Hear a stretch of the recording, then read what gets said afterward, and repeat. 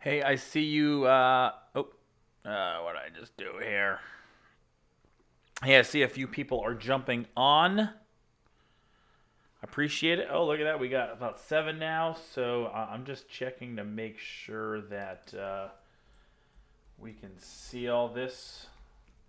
There should be a live chat. If you can see me, can you just drop like a "Hey, I can see you" kind of thing?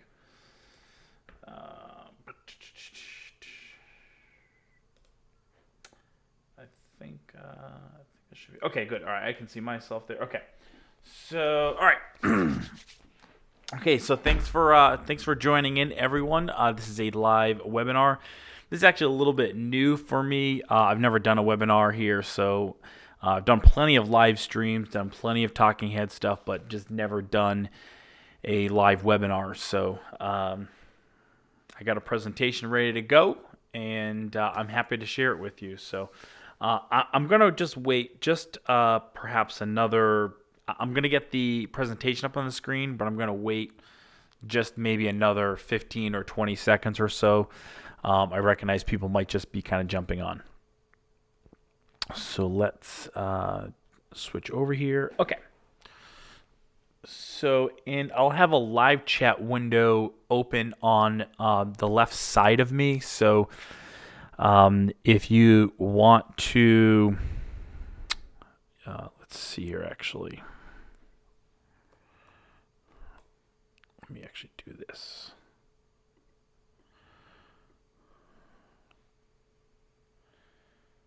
All right. So I got that open there. All right, so I have the chat window open as well. So if you have questions, please drop them in the chat. Just drop them in the chat, and then I'll see them at some point on the right side of my screen here. Hopefully, I think I'll end up seeing them. But without further ado, let's get on with this. Oh, you know what here? I'm on... That's not going to work. I just had like a little Michael Scott movement. Hey, thank you, Judy. I appreciate it. All right, here we go. Back on track. So thank you so much for joining in today about what kind of content to create during the coronavirus pandemic.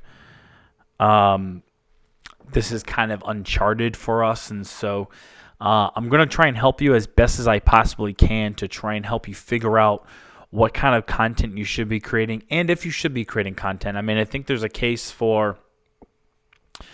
might be a case for some businesses where they might lay low, but I think generally speaking, there's a tactful way of creating content during this time without sounding like we're trying to take people's money, basically, or that we're begging for people's money. So let's go ahead and get into it here. So I'm just going to maximize this.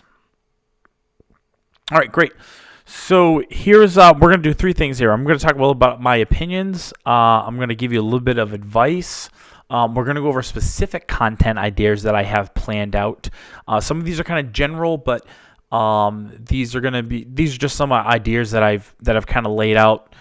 Maybe give you a jumping ground. So you don't have to follow these to a T, but just give you a little bit of a jumping ground to do something different. And then there'll be a time for Q&A. So let's get started. Just want to give a shout out. Thanks so much, Mo, for joining in. Eric, thanks for joining in. And Melly from Newbeck Photographers all the way down in Florida. So from Florida. So thank you so much for joining in. I appreciate it. Just a really quick intro. This isn't going to be a lot. This isn't going to be a whole bunch of self-promotion. Just I actually was a little overwhelmed with how many people registered. So I had like 48 people registered now as of this morning. Way more than I thought was going to, be interested in listening to me talk here. So, but I would say about 35 people are kind of like people that I've never really interacted with before. So if you don't know who I am, you can find me pretty much on any social media at Brad Paul P. I'm a content strategist, so I typically help businesses out with their content strategy. And then I help you kind of decide, should you hire a pro content agency like my company, Bear City Impact, or can you do it yourself? And so both ways, I think, are great options. Some people just need more hands-on work. So that's basically what I do. So I'm a content strategist, and my company, Bear City Impact, creates content for small businesses. But that's not why you're here to learn about me. So let's learn about content during coronavirus. As if like coronavirus is an event, by the way. I don't know how else to really explain it. I'm just saying during coronavirus.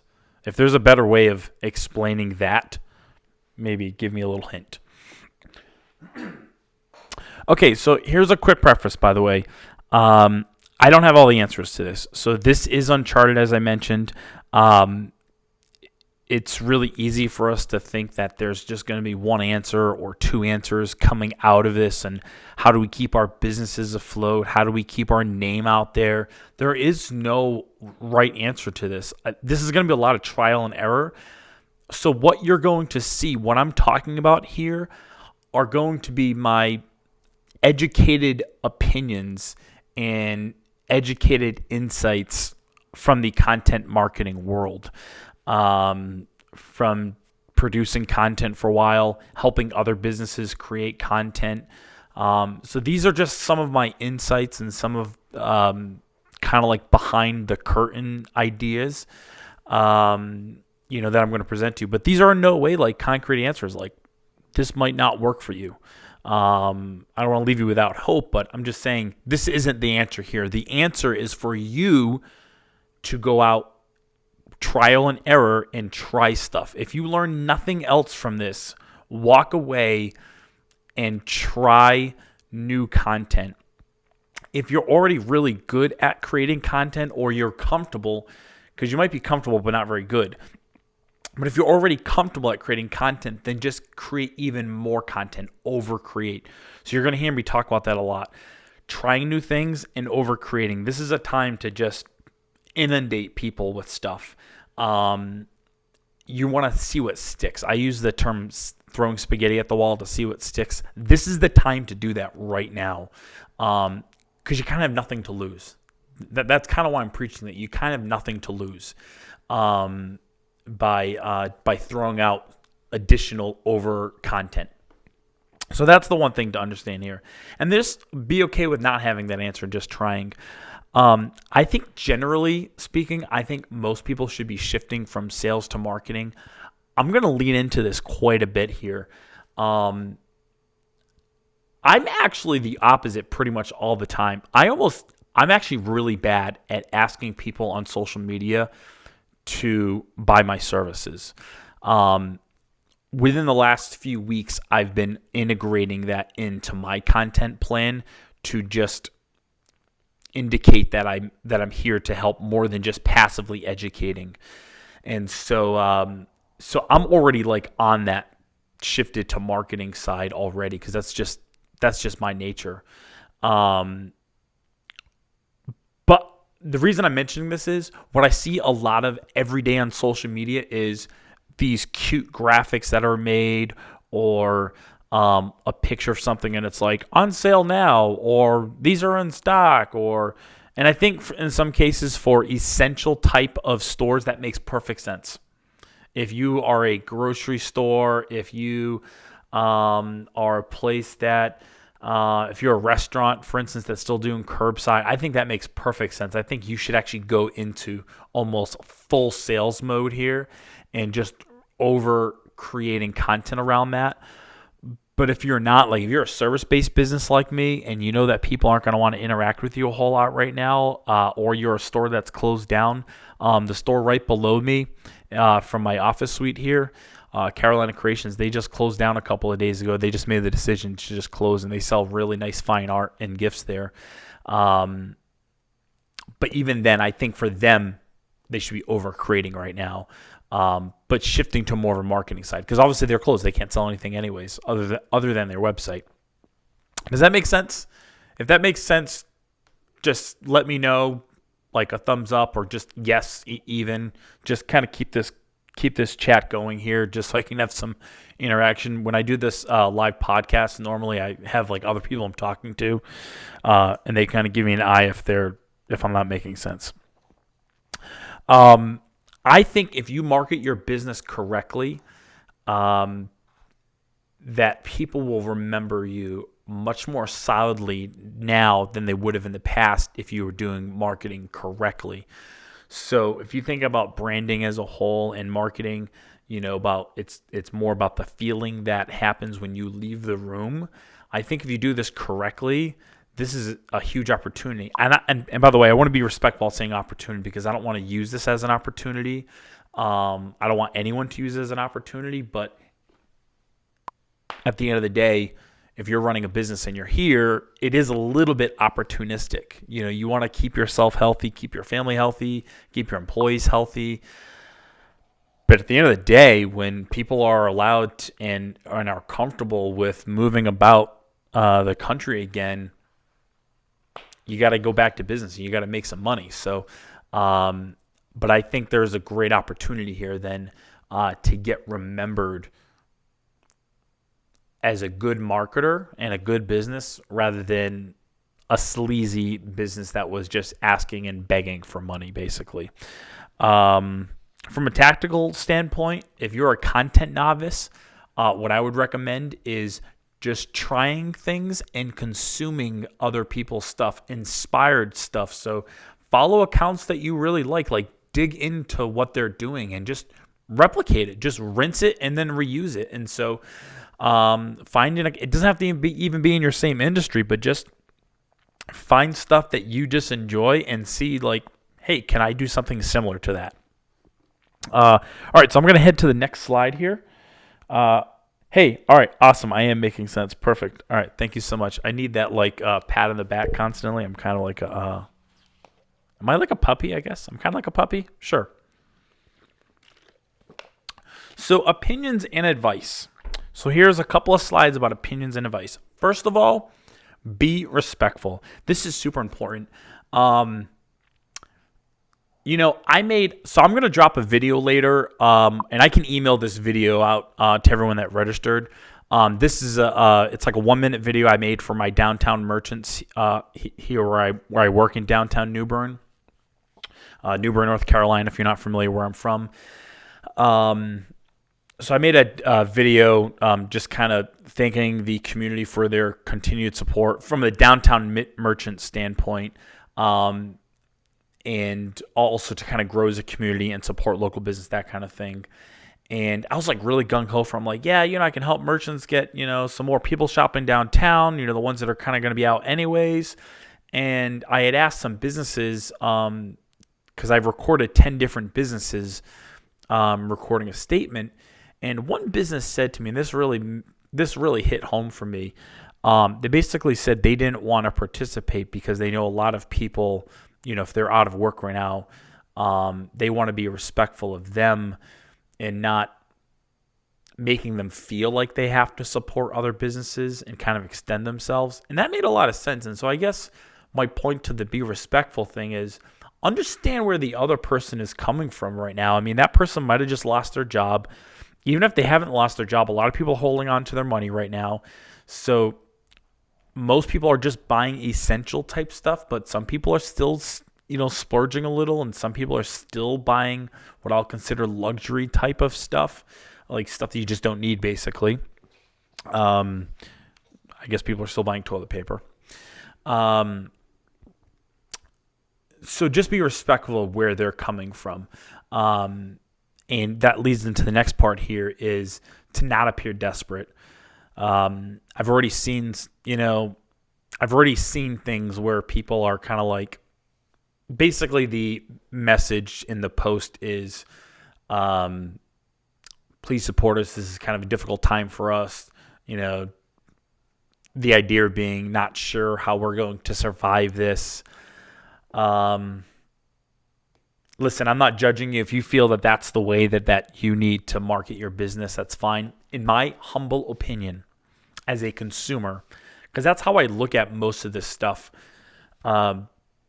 especially as a web designer, when I approach most businesses, like from a restaurant standpoint, it's usually like, yo, your menu is hard to read. Like, this is frustrating as hell as a consumer to browse your menu, and then later I have to take 2 more or 3 more clicks to get to where your number is when I finally want to order. So I look at all this stuff from like my point of view. Like, am I pissed off or am I irritated viewing your stuff or trying to, from a user experience standpoint, to try and interact with your stuff? And so when I'm consuming your content, I look at it from a consumer point. So in my humble opinion, you will get business from desperation.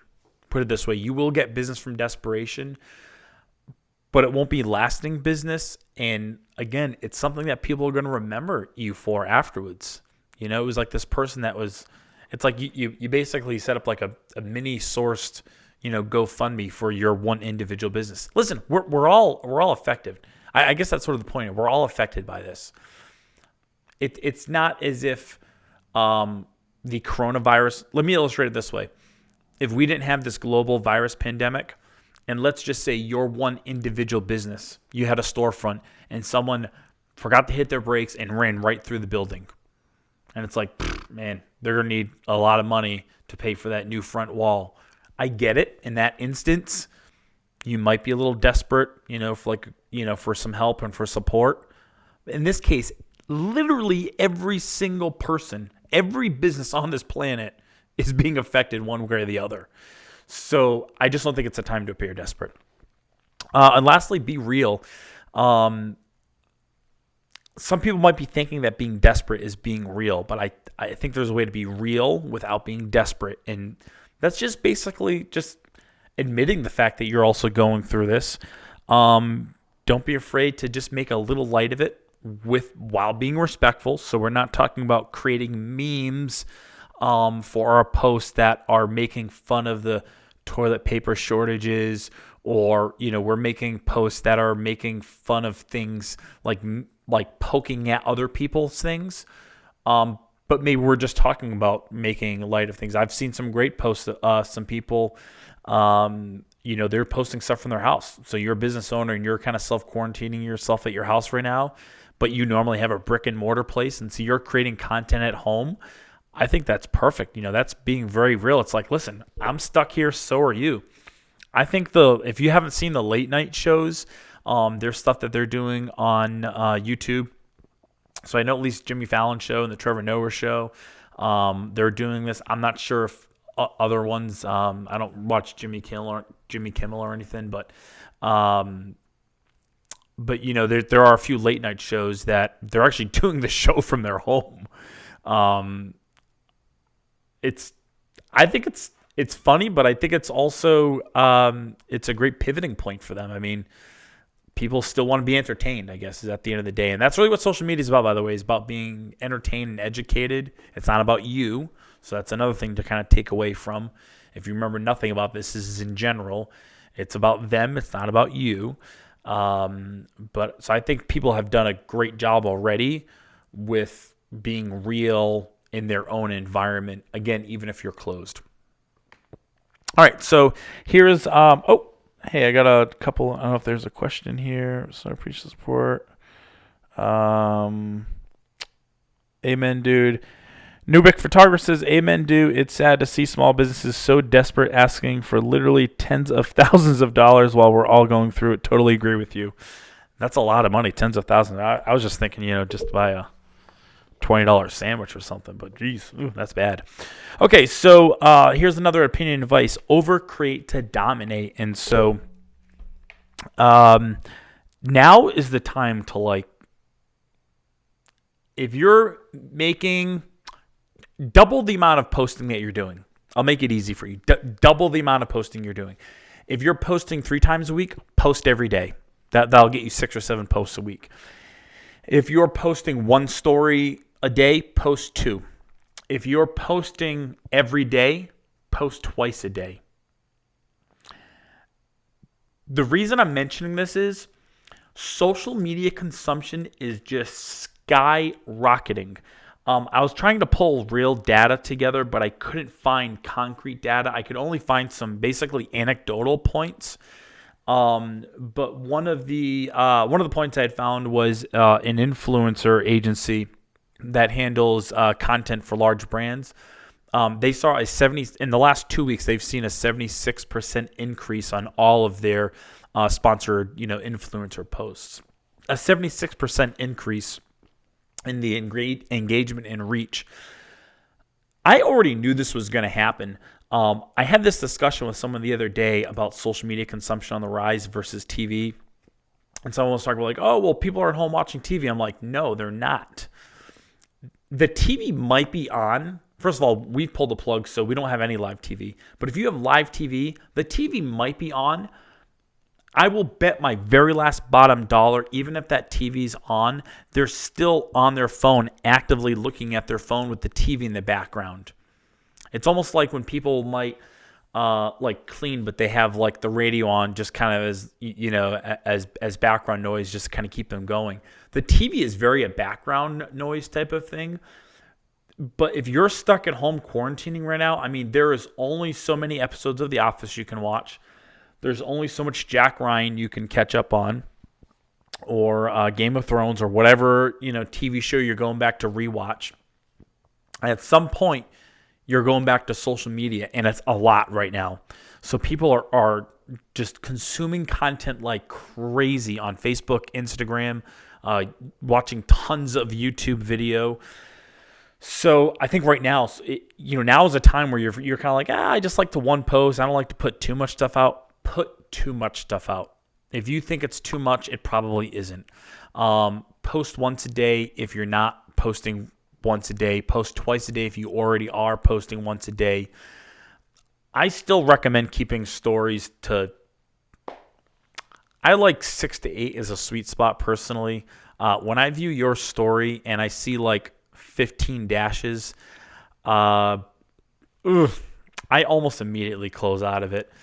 And the problem with that is there might have only been 4 in a row that were the same video sequence, and then after those 4 was another topic somewhere else, and then I'll never get to see it because I don't know. Those are my thoughts on stories. I personally think a sweet spot is 6 to 8. However, if you're doing 15 or 20 of them right now a day, and you find that people are not exiting, if you look in your story insights and analytics, and people are not exiting or skipping or going to the next story, then keep doing it.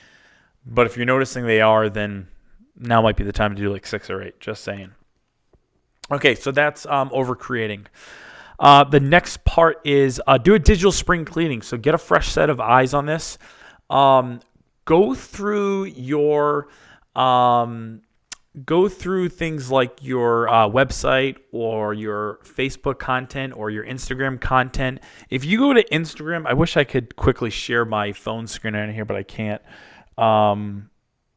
Facts, so you never watch our stories then. No, I do. I just, candidly, I do skip them sometimes. But I won't mention who that was. Where was I? Oh, digital spring cleaning. So, go through things like your website. Look for outdated information. Go through your Google My Business page. Go through your Facebook About area there. And then on Instagram, if you click on the 3-line dot in the upper right corner and then click on Insights, you'll be able to see things like, okay, maybe over the last year, these are the posts that had my greatest reach. This is all part of doing an Instagram audit. Or over the last 6 months, you can choose, and these are the ones that had the top reach or the top engagement.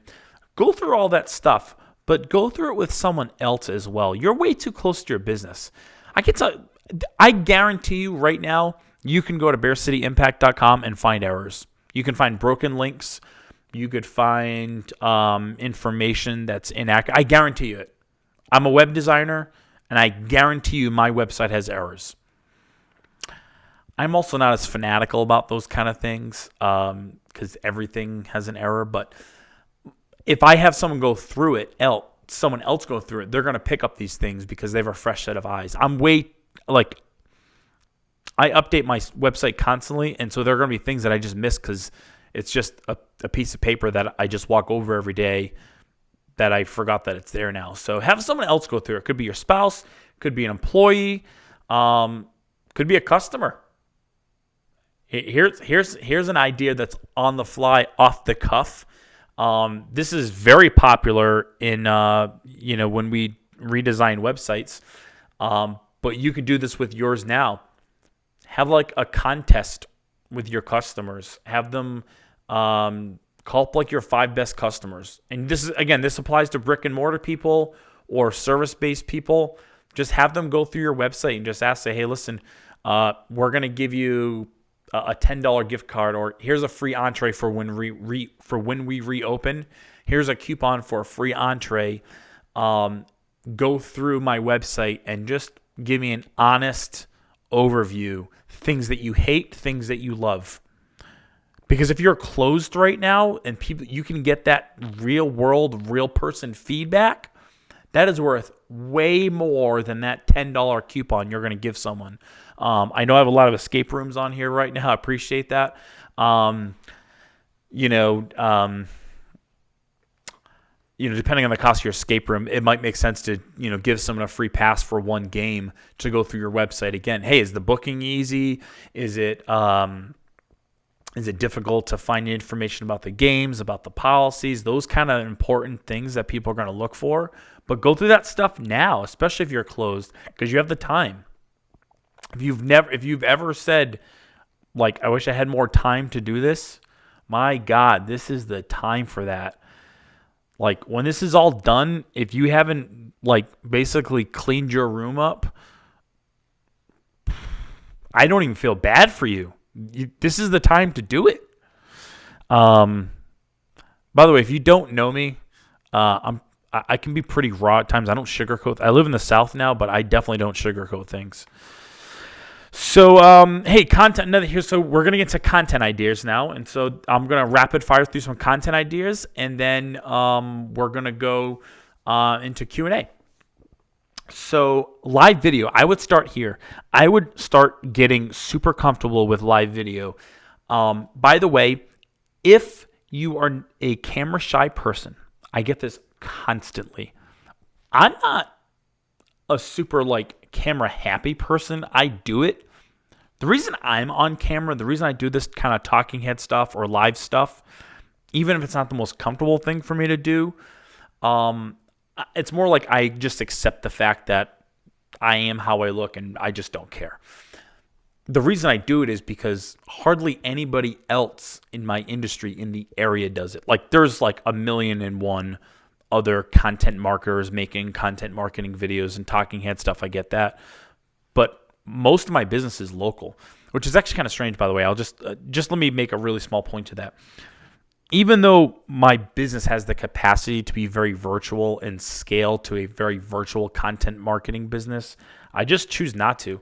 It actually de-energizes me having to do web conferences with people and do Skype meetings. I mean, I've done them. I have customers in Texas. I have customers in Michigan.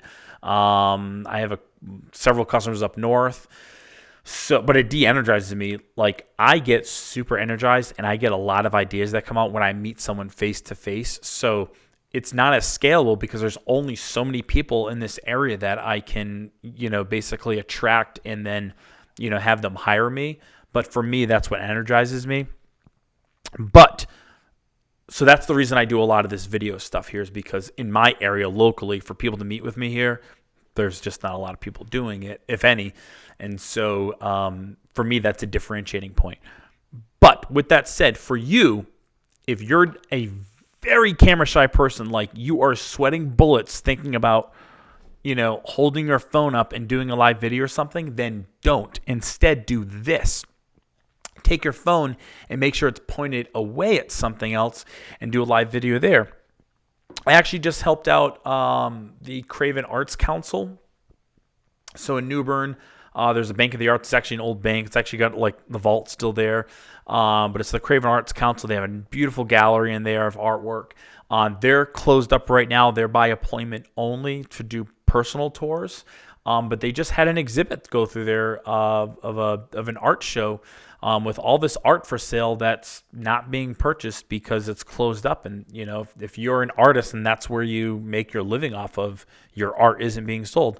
So anyway, so I went there, and most of the video that we had done was just showing all of the artwork while someone else in the background was talking about that artwork. So that's a great idea for you. If you're a camera shy person, point your phone at your product, and it doesn't have to be a physical product. Again, if you're a service-based provider, I'm going to use the example of my friends, my photographer friends, the Nubic photographers. They're not camera shy, by the way, at all. But let's say they were. You could just like point your phone at your monitor and show like pictures that you've recently taken, or set up a phone on a little tripod and show like a time lapse of editing your stuff in Lightroom.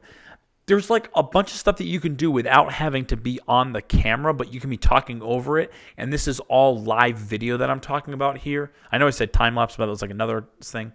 But you could just do live video that way, where you're not on the camera, you're just talking, and most people are comfortable doing that. Now, if you are comfortable being on live camera, I would recommend going live at least once a week, if not more than that.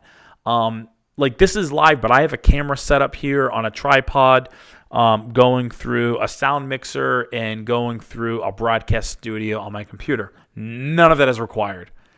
In fact, the only reason I even do this is because it's so second nature for me to do this. It's very easy. But you don't have to do this. You can literally just use your phone. It's perfect. In fact, I will give you, is this showing my mouse? Okay. Yeah. These are two messages I received from a client of mine who might be watching right now. I know they registered. So I helped them out with some content strategy a few weeks ago. I would say like 3 days later, they did their first video. Actually, it was March 6th. They did their first live video because that's when I got this first message. And I'll just read it. And I'm going to also paraphrase this a bit for some of the wording errors, and then also an update she had given me. Hey, so I thought you would find this interesting. Today we did our first real life, our real live explaining stuff about coronavirus, and not only did that post get a good amount of attention, but the office, she corrected, the office booked 3 new patients right after that. And she said, holy crap, is that really that easy? First of all, I don't think it is easy. I think it's a lot of work, a little bit of work to go ahead and do this live thing and think of the content that you're going to put out there, but it definitely works. I mean, there's definitely that correlation from doing that live video to right after getting 3 new clients. You can call it dumb luck. I call it creating that opportunity. And then this just came in like 4 days ago from the same client. 4 days ago. Hey, so another little win you'll appreciate. Just had a patient call in and say that they've been following us on Facebook for a while, but after seeing the live video yesterday, which by the way was a different live video, it wasn't the same one they're referencing here. They've since done other live videos. But after seeing the live video yesterday, they knew they had to make an appointment with us. It's just crazy to me how that works. So, you might be a business putting out little short videos, or you might be putting out photos. I'm telling you, try live video. There's something about live video that people love to watch. It's like watching the 6 p.m. news, but without the news. If that makes any good sense about my feeling toward news. And so, there's just something about live video that like people love to interact with. And by the way, the great thing about live video is that it saves to your feed after. So if it's on Facebook, it'll live there forever. If it's on Instagram, it stays there for 24 hours in your stories area. And then on YouTube, it can stay there forever. But Facebook is probably still the most common to go live on, and it's great because it'll just stay there. It'll live there forever as a post. And so that gets more traction after the live video has ended. So you're not going live to get an audience viewership during the live program. You're actually doing it to get more people watching what I'll call the DVR'd version of your live video, if that makes any sense. I'm just going to take a quick water break. Okay, that's it. What are we doing for time here? Hey, Hey, we're making good time. Great. Okay. If you're closed, I would still recommend going live anyways. Some just quick ideas that you can do. Make a time lapse of, I said this again, time lapse and live video. I'm not even sure why I did this, other than the fact that it was late at night when I made this the other day. You can go live in your store showing what you're up to if you're cleaning. So you might be doing a deep clean, especially if you're a restaurant right now and your dining room is closed. I would clean that like every chance you get. Just clean a portion of it, and I mean, because you're probably doing it anyways. I get that, but just show a live video. Not everyone's going to do it, and so it's going to be something different that you're doing. Plus, it will give you ideas for other things that you can create live video for.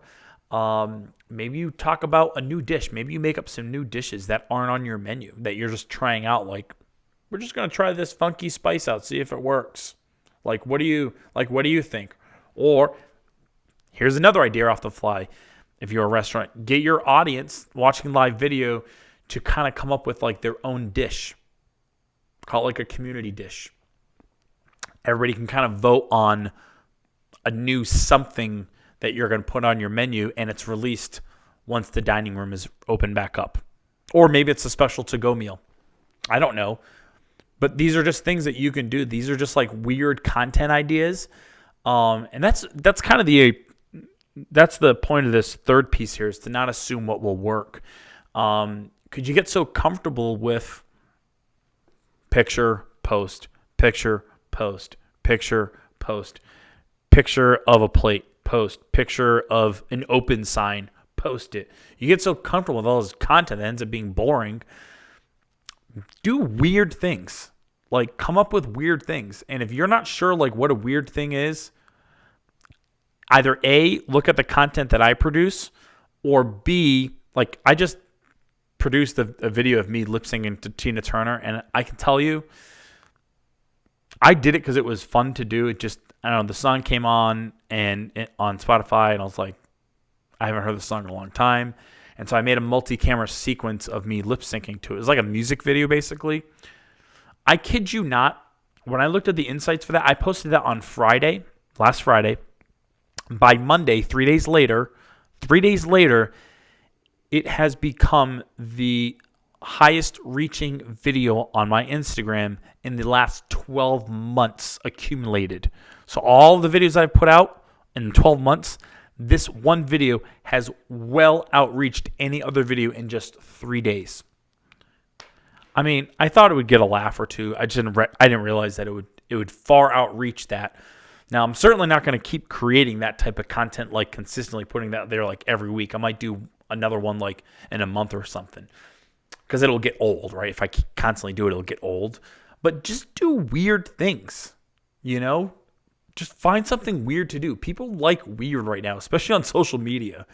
And I think it'll just inspire you to create other things that aren't as weird, but make a little more sense for your business. So, like that Tina Turner video thing, I mean, that has like nothing to do with my business other than the fact that I clipped together 3 different video sequences of it. And so it basically became an edited video. So it's like, it's not like highlighting the work that I do, but it involves some technical part of what I do, I guess. So that was, to me, was like the only, and it was just kind of fun to make. And so it was something I'd never done before. And so it was like, oh, maybe I could do something like this in the future for someone else. So if you're closed, continue to create some sort of content. I still think you should go live. Record a video series. Okay, this is actually a very small insight into the content strategy program that I do with people.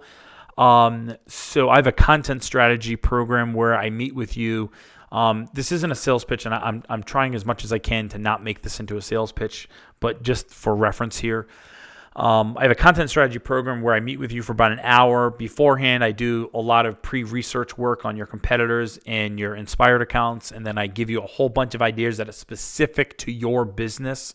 But one of the things I talk about with creating video content, because I focus on that a lot, is like, hey, what what do I come up with for video? Like, I want to make a video. I know it works, but like, I want to make a live video, but I don't know what to talk about.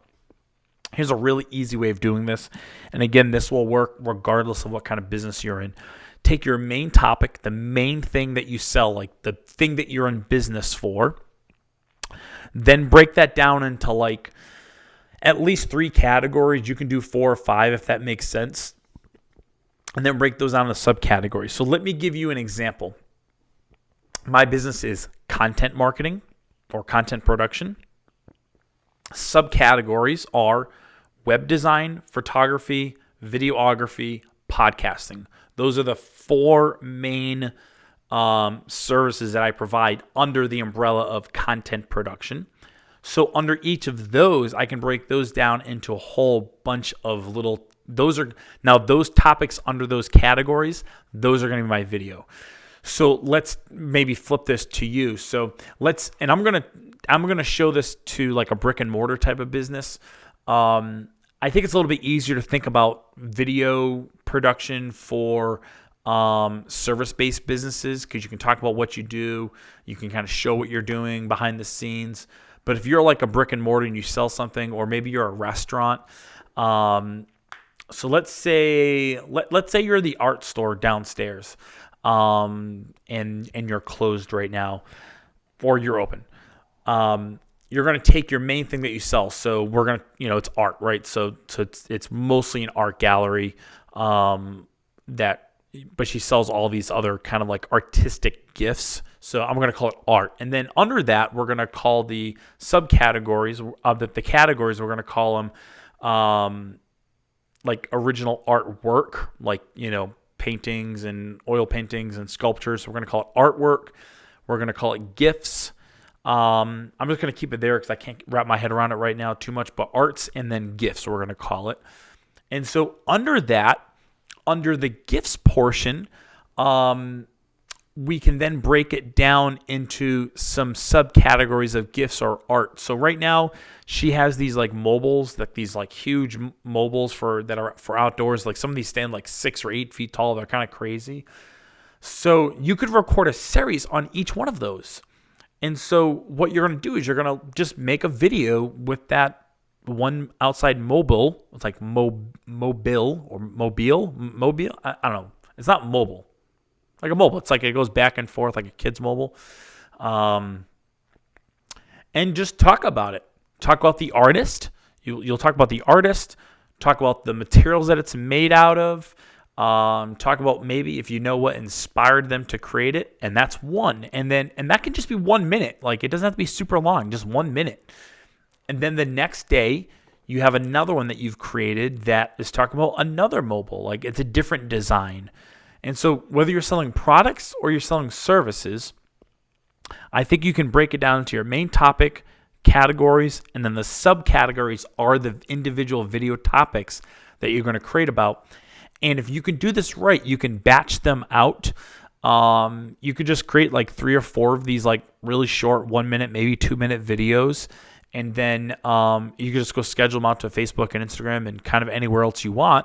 And then you're like all set. And you have like 4 or 5 videos to create through the week. And then you can double up the content and just create a picture later on in the day. It's easy. I'm saying it is easy, but there's a little work involved, but it's relatively not that hard. You're making it harder than it seems. Okay, so another idea here is just document and record everything. Now, you don't have to post everything. There's actually a lot of video that I create that I don't end up posting, and it's not because I think it's not good enough. Something else kind of came along that I decided I want to, because I'm not posting 3 of these things in a day. But like, man, I document like a lot of stuff. I have a backlog, actually, just some of this just because I've been very busy with client work. But every time I do a coaching session with someone, so every time I do one of these content strategy sessions, I basically record it. So I mic myself up, I mic up my client, and I put a couple cameras on. We basically just record what we're talking about, because that's like super real life example stuff. If you are a brick and mortar place, I just would keep that camera rolling as often as possible, because you're going to pick something up. Think about your business like your kid. People often pick on my younger generation, even though I'm like 38. My generation for taking too many pictures and videos of our kids.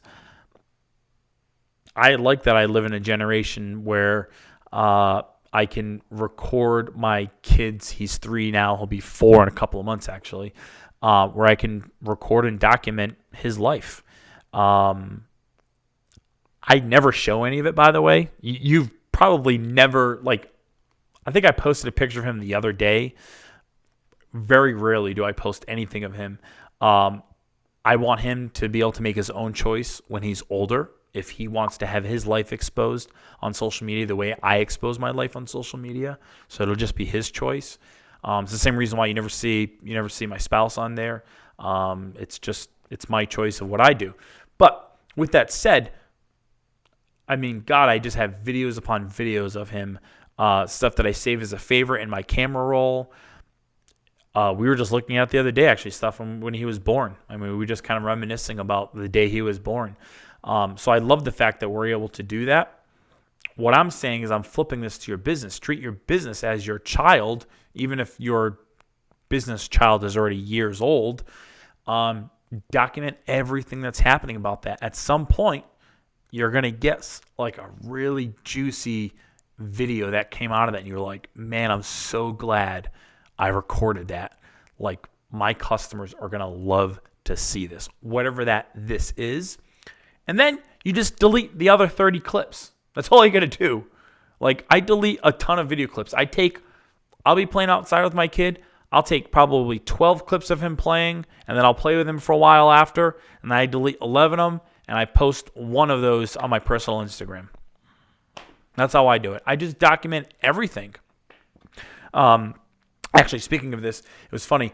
The North Carolina Main Street Conference was here a couple weeks ago, and long story short, I had a very long day because I was filming all of the presentations at the Main Street Conference, and I just finished a long 2 days of filming, and I was just like spent. I'm like, I'm not doing anything else. I went down the road to go to an outfitter shop that has a little bar inside. I'm like, I'm just getting a drink, and it was like 3:00 or something like that. And I saw someone doing a group tour, and so I was like, oh, a group tour with the Main Street Conference attendees.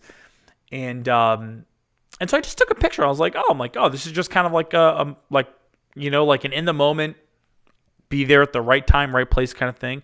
So I took a photo, and the person who's a friend of mine made a joke. He's like, oh, there's Brad again. He's taking photos. And I knew he was taking a joke. I can take it offensively. But a lot of people that know me know that I take pictures, and I take pictures of everything with my phone, or I'll take a video of stuff with my phone. But at the end of the day, when it gets posted and I'm able to publicly show that thing that I documented that you appreciate the fact that I'm documenting everything. And so I just think that you don't need to be known as the person that's like taking a picture of everyone and being in everyone's face. That's a little different. If you're invading their space and you're taking a picture of someone that does not like to take pictures, that's a little different. I'm just saying, document your business, whatever's happening with it right now, that you can share publicly. If you can't share something publicly, I get it. Like, don't show your meeting with your accountant. That's dumb. Unless it's a good meeting. But, show the things that make sense and document all that stuff, and then post the thing that is like the juiciest out of it. You just never know. Oh my God, I just thought of another quote. Social media is like a box of chocolates. You just never know what you're going to get back. That was really cheesy. I'm actually really sad I said that now. The last content idea, I think this is the last one. Start a podcast. Just try it out. I'm not even sure if you're going to get much luck with this, to be honest with you. I have a podcast that I do every Wednesday. It's a live video podcast on Facebook, and then I send it to my podcast host, which is Anchor. So it's anchor.fm. And you'll get a replay of all this, so you can get the link there. I have some people that have subscribed on iTunes. I have several hundred downloads from it so far from this past year. It's not a huge thing for me. It's not a huge content stream for me. It's definitely not a revenue stream for sure. It's been a long social experiment. I've been doing this podcast thing now since like last March. So actually, I think about a year ago now, actually. For me, it's kind of fun. I like it. And it's also given me a lot of experience on how to podcast. So now I have that as my service offering. So people can come to me because they want to start a podcast. I'm just telling you, just start one on your own. Talk about something that's in your industry or even just something you like to talk about. I was actually, I forget where I was listening to this from, but it was my buddy over at Poddex, actually. And he had come back from a podcast conference, and he was talking about the number of podcasts that are actually published, but how many of them are outdated. The vast majority of them are outdated. So even though there are so many podcasts that are out there right now, like I'll find like an episode or a creator that has a podcast in my industry that I'm like, oh yeah, my God, I want to check out their stuff. And it hasn't been updated since like, December of 2018. I'm like, forget it. I'm not going to subscribe to this. I don't want to have this junk in my library that's just outdated. So there are a lot of podcasts out there that just haven't been updated in forever. And so I just think a lot of people have been indicating podcasting as an opportunity. I'm not sure how big the opportunity is, candidly. I'm not an expert with it. I just know I've been doing it as a social experiment, and I've seen some traction in terms of audience exposure for myself. And so I just think for you, if you can find a topic that might be interesting, this is great if you're camera shy, if you don't like taking photos, if you think your photos are bad, that, they're not professional photos, which no one cares about, by the way. The only people that care about having a very, very curated gallery feed are people in the art space or that are artistic.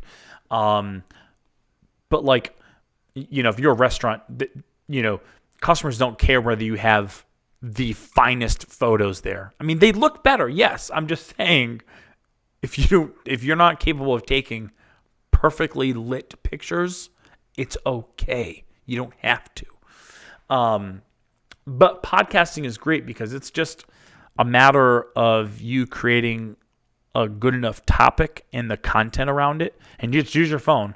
So Anchor.fm, I love it. You can actually record directly into Anchor from your phone. So you just download the app Anchor, the Anchor FM app. It's by Spotify, and they put you on iTunes, Spotify, Google Podcasts, Pocket Casts, Breaker. There's like 6 or 7 different podcast platforms they put you on, and it's free. So there's no charge to it. So anyway, I think podcasting could be a good content source for you.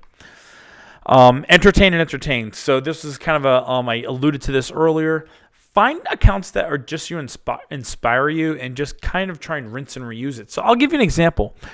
I am obsessed with Harpoon with Harpoon Brewing Company with their Instagram account. I mean, they're from my home state, home area. And I love their Harpoon IPA is one of my favorite IPAs in the world. But I'm just obsessed with the content they put out. It's very like go out and buy my beer, And so I get a little bit of inspiration from the stuff that they put out, even though I have nothing to do with brewery. I mean, my business has nothing to do with a brewery.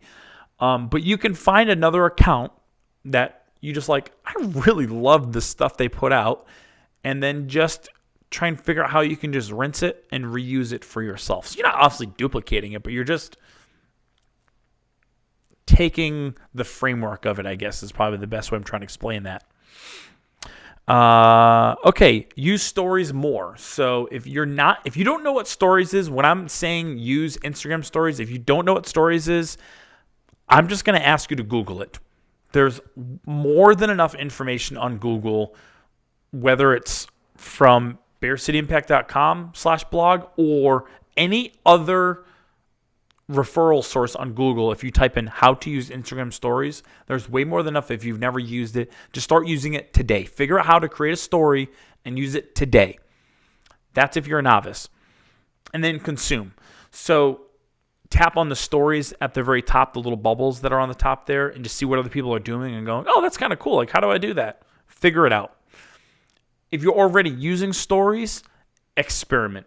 Whether you're familiar with it, which means you're kind of like, you do it like once a day, or you're an expert. So if you're an expert where you're like every day you're posting stuff and you kind of like already know what you're doing, experiment with this different stuff.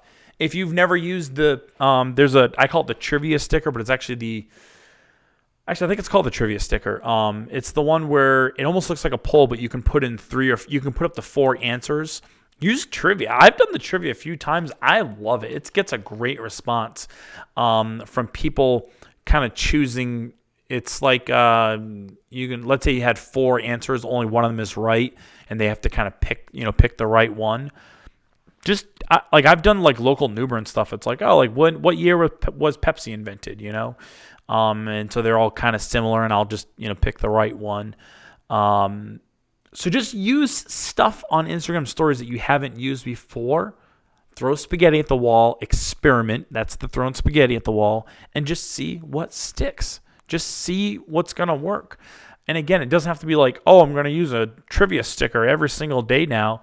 It's just something that could be a little different. I think this next one, yeah. So I asked a group of other social media marketers that I'm connected with on Facebook. Just asked them for their inputs on this. One person decided to give me some commentary back. So I'm just going to read what they said, but I'm going to kind of paraphrase to make a little, or I'm going to make some commentary to make it sense. This came from Seedling Digital. So she makes, she's kind of like a UX designer. So we'll make like your own custom like Instagram templates. If you want to have like your own branded template, which I think is a fantastic idea that you can kind of just keep using like in a Canva or something, that's perfect. But basically, to use this time to streamline your process, ensure your presence up to scratch visually and packed with value. I think that kind of goes back to my digital spring cleaning. So if you have time right now, if you have a little more time than you normally do, use this to kind of like, let me take a step back and let me assess things right now. Create a set of templates that you can use over and over again. I love that idea. I mean, I do that myself. I've created my own templates in Adobe Illustrator. Again, I'm a nerd. I understand how to use these creative tools in the Adobe suite.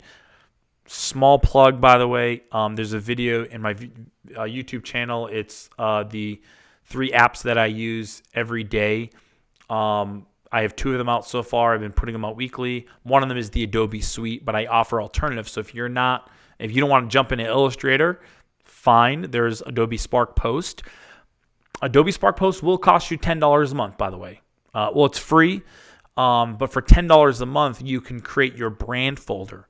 So what's great about Spark Post is you can put all of your brand colors in. You can put your logo. You can put multiple versions of your logo in there. Like I have ones like that's a regular color. I have one that's all white, etc.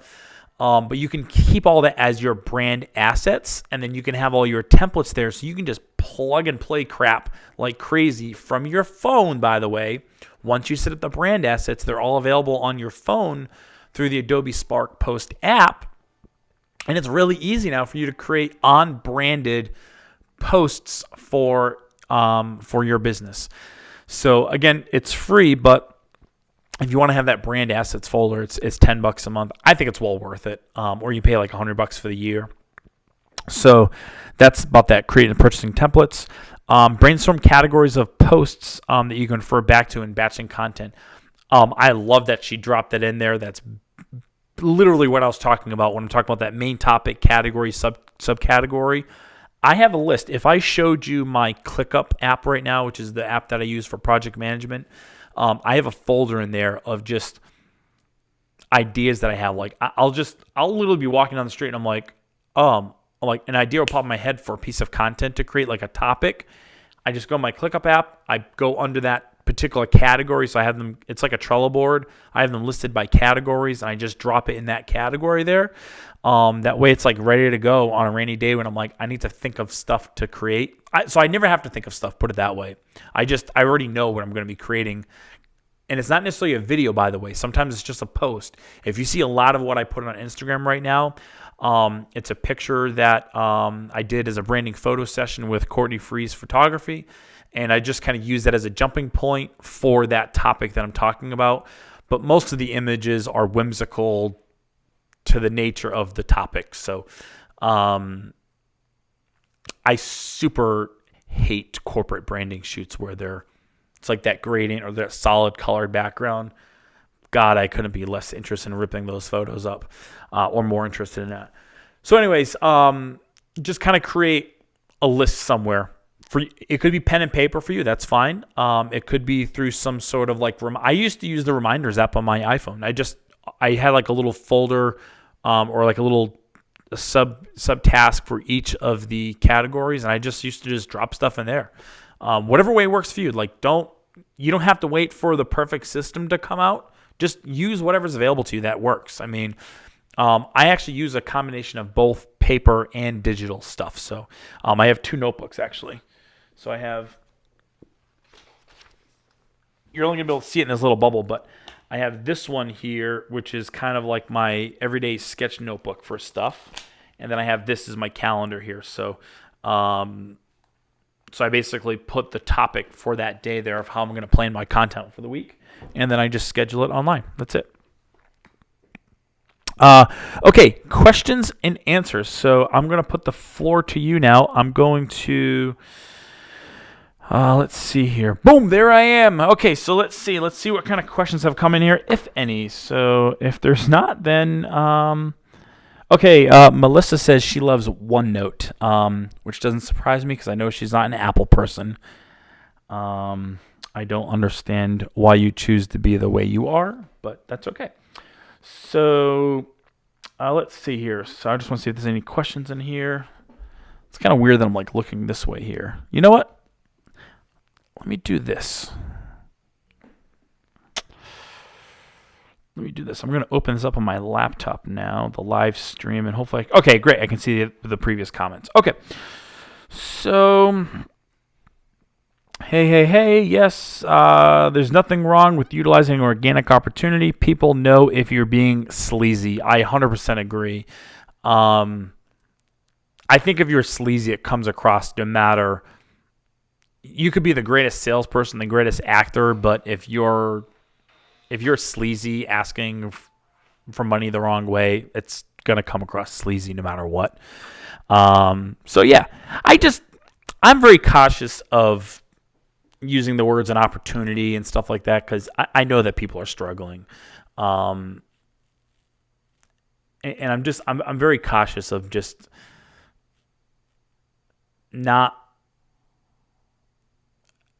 getting people to spend money that they really don't have just because they can, I guess. If that makes sense. So, woof. I'm not sure what the woof was in relation to, but cool.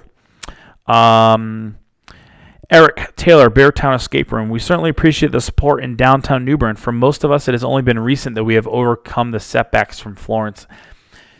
You know, this is why I was really thinking about this video that I was creating yesterday. So Hurricane Florence, if you're not familiar with New Bern, Hurricane Florence, well, I mean, everyone's familiar with Florence, but in New Bern, the damage that it caused from September of 18 to 2018, you know, places like the Chamber in our downtown, I think someone from the Chamber is watching this right now, they literally just had their open house, like their grand opening, like I think it was like 3 weeks ago. 3 weeks ago. Like we're talking like, I think it was like February or March basically of 2020. I mean, that's over a year and a half later. Or maybe that's exactly a year and a half later. 18 months. So yeah, this is pretty tough for some people that if your business was deeply affected by Florence, this is a real tough spot for you. So, I mean, I really feel for you. Amen, dude. We already talked about that. Never watch our stories. Love the sugar-free version. Oh, yes. Okay, so we're talking about sugar coating. Yeah. So I recently talked about this with someone about the common Southern phrase of bless your heart. I always kind of knew that was a backhanded comment, but I only realized the reason why. Like, I only realized that was basically sugarcoating stuff that people from the North, like myself, just basically tell you, like, no, you're an idiot. Like, you're an idiot for doing that. You're an idiot for saying that. Like, you're a moron. These are just common phrases. And it's not like we're mean. It's just, we just have tough love, I guess. And so, yeah, I don't know how to sugarcoat things. I mean, I get, like, if you've ever been to a live workshop of mine, like an in-person workshop, I try and, like, reserve myself because I can get, like, a little aggressive, a little heated sometimes with things. And it's not because I'm actually angry. It's just I'm just so passionate and vehement about whatever was just said. So I appreciate it. I love the sugar-free version. Appreciate it. Please reach out in reference to consulting on live content along with any other suggestions you have. We are currently in catch-up and build-out mode. Oh, yeah, all right, I got it. So I'll reach out to you personally. That's cool. But just on a quick, if you're in an escape room and you're doing a build-out, man, I've said this before. Set your phone up on a time-lapse. If you don't, I can email. I'll tell you what. I'll email out a couple product suggestions for people that are super simple equipment. I've sent this product to like 3 clients. It's a $25 tripod from Amazon. So it will go from like, tabletop height, so just like maybe a foot, and I think it goes up to like 3 or 4 feet. So, but it's really designed just for your iPhone or your smartphone, and it has a built-in smartphone holder with it. And so you can kind of take it anywhere you want, on the floor, on a table, anywhere. And I would just set that up and do a time lapse. So if you're in an escape room building stuff out, set up a time lapse of you building it. It might only be for like a 10-minute thing. I just did a story the other day. I was building carpenter bee traps in my workshop at home. And I mean, it wasn't like I got business out of it, but it was just something fun for me to do. It was really easy. Actually, matter of fact, by the way, I didn't even have my tripod with me. Actually, that was the reason I did that. I did that as an experiment. I didn't have my tripod with me because I was at home and I forgot to bring it with me. So I just literally propped it up like on other pieces of wood, and I just pointed at whatever I was doing. So that was like a really low-tech way of creating time-lapse. And it's already built into most cameras. I know for certain on iPhone it's available. I actually use the app called Hyperlapse. It's by Instagram. It's called Hyperlapse. And so I'm almost certain that's available with Android and iPhone. But that will let you create awesome looking time lapses. So that's just like one idea, but I can reach out to you personally for more stuff. Canva is great at any level. I think Canva is awesome. The only thing I don't like about Canva is that there's so many, like, you pay per so many templates or creative assets. So I just like the model with Adobe Spark where it's $10 and you kind of get all of their assets in addition to branding tools. But I think Canva actually has like a brand management folder there as well, if I'm not mistaken. There's like an area where you can kind of keep your actually, there is, but then the Canva charges you for that. That is definitely a paid upgrade for Canva as well, to keep like a brand asset folder there as well. But I think it's helpful. So yeah, I guess I would say try out both. But I know Canva is like the go-to basically for everyone to use. I don't think it's bad. I've only ever used Adobe, and so it's what I'm familiar with. There are 2 versions. Oh, okay. There are 2 versions of Bless Your Heart. One is a backhanded comment. The other is a true concern. I guess it does depend on the context of what was said right before it, and also the delivery of the Bless Your Heart. So the only way I've ever heard it is in the backhanded comment version. So that's basically it. So, all right. So it doesn't look like there was any questions, but there was some kind of commentary that I was able to kind of jump off of. So I just want to say thank you to everyone that registered for this. And of course, if you watched only part of this, I'm going to send this replay out so you can kind of watch it at your leisure. It is also going to be available on my podcast, so on iTunes. So if you just look up The Morning Impact, again, I'll email this out so you can watch either the video replay or listen to it on your car ride or while you're cleaning your house or cleaning your business. You can listen to the Morning Impact and all the other episodes. Anyways, so so you can listen to it on iTunes as of tomorrow, or you can watch the replay as of tomorrow as well. But I'll email this out to everyone. But I mean, I was just kind of overwhelmed, or not overwhelmed, but overwhelmed with like appreciation for. I just assumed I was going to get like 5 people to register, and so getting 40 people to register, even that's in the grand scheme of webinars, that's probably not a huge audience, but it was humbling for me anyways. If you are interested in learning, this is the only like self-interested promotional plug I'm going to leave here, because I really wanted to connect with people and help them through this like super awkward, weird time that people have been asking me like, how long is this going to last? And I'm like, the hell do I know? I don't know why people think I'm smarter than I really am, but especially for like a topic that I have no idea about. But anyway, so I really just want to help people out. I will tell you though, I do offer a content strategy program, and through April 30th, or through the last day of April, I've dropped it to $125. So I normally charge $150 for it. So it's $125. And basically what I do is I send you a questionnaire, very short. I look through your competitors, and I look through all of your inspired accounts to try and figure out what content works for your specific business and what content could work for you the way that you like to consume content. And then I kind of package that all up into a 1-hour strategy that I'll discuss with you. And right now, most of it I'm doing virtually with people, even if they're local. But I'll package that up into kind of a content rhythm for you with some ideas. That way you can just have a constant flow of stuff. You don't have to be thinking about things. I'll basically just hand deliver to you what you need to create for content in any form, whether it's photo, video, audio, whatever it is. I'll just kind of hand deliver that to you. And then about a week later, the next day, I'll also deliver those via a note to you, so a document, so you can kind of have as reference. And then a week later, I'll follow up with like a 15-minute phone call just to kind of check in. Sometimes it takes people a few days to get going. I've literally had people like the next day, they're like, gun call, like I'm doing this. Most people, it takes a few days to kind of get going, and another little nudge.